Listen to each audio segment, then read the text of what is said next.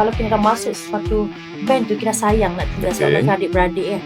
Jadi dulu ada 2 band ni, dan bila dah habis kontrak satu band ni, kita pergi ke band yang baru. Dan kita stay sampai 8 tahun dengan dia.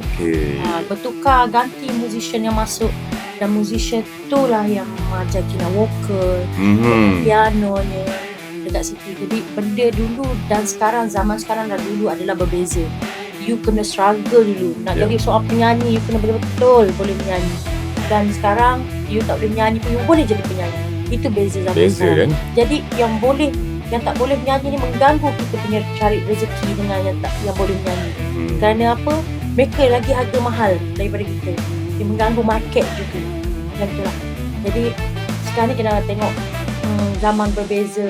Bukan kita nak kutuk mereka yang macam tu, tapi kalau rasa macam betul-betul nak menyanyi, you kenalah ambil kelas vokal. Bukannya sekadar pergi merakam suara, tapi live nyanyi hancur.